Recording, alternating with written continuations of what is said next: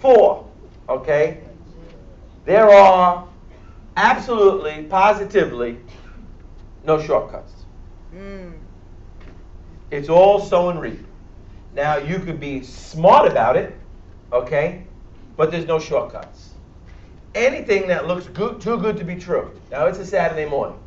We could be home, sitting down on our couch, eating our bacon, egg, and cheese sandwich with a cup of Dunkin' Donut coffee with so much sugar in it that it doesn't even dissolve, okay? I know some of my Spanish friends do that. I remember going to a diner with one of my friends, okay, John, and he ordered a coffee and he's pouring the sugar in. And I'm looking at it, I said, John, there's a certain titration point for sugar. You passed it about a minute ago. It was coming out the top. It was just coming out the top. So you're kidding me? He must have put like 6 scoops of sugar in this, like, you might as well just get the coffee and pour it in the sugar bowl. The point is, you could be home, sitting there on your couch, eating your bacon, egg, and cheese sandwich, sipping on your coffee, and then the commercial comes on. And the commercial says, okay, if you buy this special chair and it goes back and forth like this, you'll have pants like this in 6 weeks. No. If you take this tablet or this pill, it will safely increase your metabolism and curb your appetite, make you go to the bathroom 14 times a day, and you'll be like 6 dresses sizes smaller. No. Okay? Anything that metabolically could juke your body like that is dangerous. Yes. Okay? Or, I like to think you sprinkle that stuff on your food, and it's like, oh, all of a sudden you're not going to, I'll sprinkle some garbage on your food, and you won't eat it either. Okay? It's like, so that's all psychological. Yep. Okay? Sprinkle this. How about pray over your food? Say, Lord, make this a smaller portion, and then like cut it in half and give it to somebody else. That'll work too. Okay? But the point is, there's no shortcut to doing it. You need to put the time in. You need to work it. Okay? So when I discuss the plan later with you guys about an eating habit, okay, I can guarantee, just scanning around the room, right, that about 80% of the population over here, 90% of the population over here, okay, have too many carbs in their diet. I'm telling you right off the bat. Okay? You're way over your carb limit. And if you're not diabetic, well, you soon will be. If you have a family history, you can take that one to the bank. That's all it is. And if you like going blind prematurely, having toes and feet chopped off, lots of luck. Okay? And dialysis is a whole lot of fun too. You know why? Because they come pick you up 3 days a week, plug you in, and you get to watch TV uninterrupted. That's craziness! Come on. Oh, yeah. And then you have people in there getting hooked up when they destroyed their body, trying to preach to the next person next to them. Come on now. We got to start doing things to make a change. And it's going to be painful sometimes. Yes. We need to make a sacrifice, and there's no shortcuts to do it. You're going to have to get up and exercise. Okay? And when you're doing your exercise, okay, and you're going like this, you say, okay, I did my 3. No, try doing 4. And then try doing 5. And you know what? If you fall down on your face, I'm guaranteeing you're not going to get hurt. And I got people, I can't do this because my knee hurts. Well, I'll show you another way to do it. But you know what? When you feel exhausted and say, I can't do any more, do 5 more. That's it. Push yourself a little. Absolutely. Yeah. We got to get out of that comfort zone. There's no shortcuts. Okay? When I developed my wellness plan, and somewhere my book is around here, and when I developed the plan, I did the plan based on principles that God would honor. Okay? But I shared with everybody in the beginning of last night's message, okay? The first 4 chapters are critical, okay? Are critical for getting in the right position. Because all this stuff I'm telling you right now is meaningless unless you engage in it. Yes. It's meaningless. It's like a whole lot of nice chatter. Boy, that sounded good, that sounded good, that sounded good, and I'm not doing it. That sounded good, I'm not doing it. If it sounds good, well, you got to do it. Okay? Now, which brings us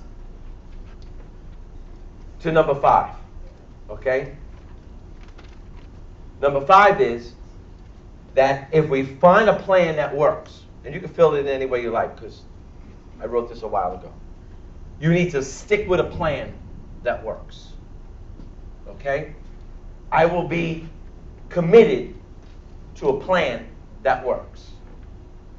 Now, there's a lot of so-called health plans and versions of health plans that are out there. Okay? There's different weight loss plans that are out there. There's that one. Let me tell you something. Anybody have tried that one way you, I'm not going to say this because this is going to be on the internet. I just don't feel like getting sued. You know what I'm saying? I got other things to do. So I got good attorneys, but that's not the point. You order the food and they ship it to your house in little packages. Yes, we know All what right? they are. Let me tell you something. So I had a patient bring this box in, and they said, this is my month's supply of food.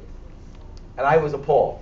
I said, this is like, I could see if you were like going to be stranded on a desert island, okay, or you were incarcerated, or you hated yourself, or something like this. You have a month's supply of food in a box. Everything is dead in there. Yep, no live food. It's all dead. Gee, nothing to lie. I'm like, you gotta be kidding me. We did it. And people will do it. It's like crazy. Put a little boiling water in the microwave, and then you gotta pretend it tastes good. Man, let me tell you something. I didn't have that one, but I tried somebody else's. They brought in, it was like, I forgot. It was like some type of pasta or whatever, or oatmeal. I forgot what it was, like a grain or whatever. It was so horrendous. And the portion was like this big. Of course, it's all about counting the calories down. All right? But what happens is, if we have a plan that works, we got to stick to it. Because has anybody tried different? Obviously, somebody has tried different plans, right? And I get people, they come in and go, yeah, I used to do this. I used to go to the gym. I used to go to Planet this, and I used to go work out, and then I did this online, and it didn't work. I'm looking at it. Wait a minute. How did the gym not work? What, did you go there and then like you unplugged your treadmill and say, oh, this doesn't work, I gotta go home? How does exercise equipment not work? It's the person who doesn't work. Okay? There are popular programs out there to lose weight, and they work, but you don't follow them. Okay? You know what, Linda? You join the program, right?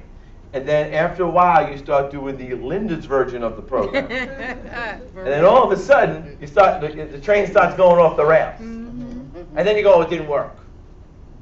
You see, what happens is, the problem with most of these programs, they're one, they're not covenant-based. And two, they don't teach you ownership to change your lifestyle habits. What I do with my patients is, I'm less concerned with the recipe and more concerned with the mindset. Because if I get your mind to change, it's done. It's now done. I don't need to tell you that a cup of rice is 200 calories. Yeah. You just know it. And you just know what your limits are because you own it. I went through this yesterday. If you don't own it, you cannot sell it. Exactly. If you don't own it, you cannot live it. If you don't own it, you can't take it to the grave. You need to own it. Because if I just transpose onto you, follow this, follow this, follow this, but it's not part of you, you can never embrace it because it just doesn't work in your lifestyle. It's not culturally germane to it. It just doesn't, it has no sense. But you do it anyway, and you lose 20 pounds, but then all of a sudden, the stress comes. Okay? Like it says, you built a house. One was on a rock. The other one was on sand. The house was standing until the storm comes. And the Bible says this, and it will come. It doesn't say if it's going to come, it's going to come. When it comes. When it comes. And when it comes, you're going to be rattled. And if you don't own it, you're going to fall. And you're going to end up back where you started from, or even worse. But if you own it, and I want to teach ownership, a stressful event comes. It could be a funeral, or it could be a wedding. And you'll work through it, because I take my patients, because I'm their coach. I take them through the process, and they're grieving or they're happy. And whatever the story is, as we get through that, we get back on the path. Because how many times we're doing good, a holiday comes, an event comes, we go off the reservation, and it's almost impossible to get back because we didn't own what we were doing. We're off the rails. We didn't know what the heck to do. Am I right? Yes. So what happens is we need to be committed to the plan. Number 6, which is connected to it, is I will forgive past failures. Now, I'm not a fighting man. Right, Bishop? No, it's not right. I got my bishop over there, so I gotta be on my best behavior. Which we both know is not true. But you're worse than me. You encourage these antics. We need to forgive the past failures and let them go. But the worst thing that somebody could say to me is this: Doc, I tried a program just like yours. They say this to me. And it didn't work. Oh, the gloves are coming off. Take the helmet off. The dukes are coming up. You didn't try a program just like this. You tried some program that you thought was just like this. Okay? Because I'm like the guy who goes after the sheep that's lost. Let me tell you something. You tell me, Doc, I want to trust you to help me get help. You're going to trust me to help you get well. Let me tell you something. You're in for it, because you're not going back. I was when I was praying over Pastor. I don't know if anybody heard what I said. I said, when you get comfortable, I'm going to shake you, and if you start slipping and falling, I'm going to pick you up. Right? And that's what you need. Exactly. Shaking up. If something didn't work in the past, it's only because you got rattled and fell off. Yep. But nobody was going to pick you up. You're accountable. Number 7. Okay? I realize that long suffering is necessary.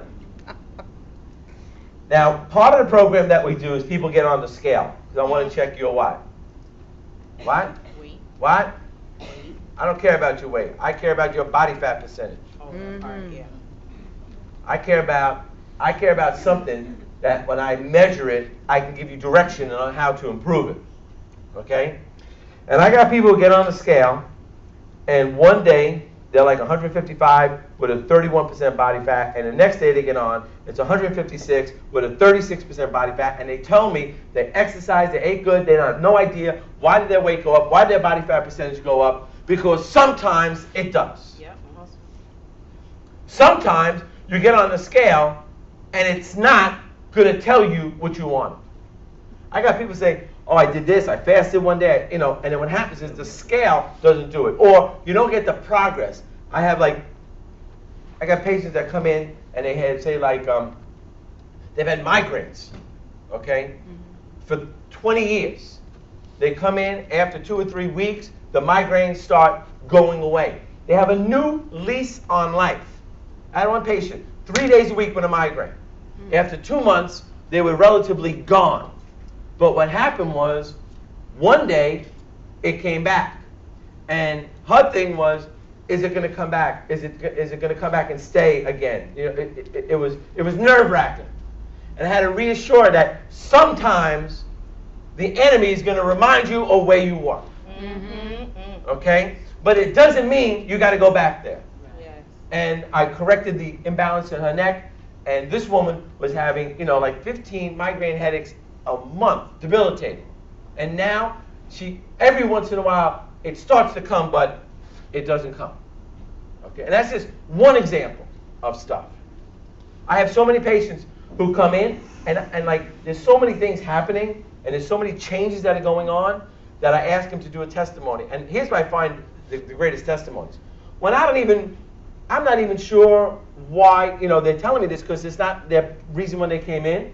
They come in, they say, oh yeah, I've been coming to Dr. Viteri, my headaches are gone, I'm walking better, my back feels great, and I just came from my doctor. Oh, I forgot to tell you, Dr. Viteri, but he just took me off my metformin, and all my sugar levels are normal, and all my AC1 numbers are coming back low. Okay? Why? Because their body is a self-healing mechanism, and we're putting them into like you said, Pastor, the new normal.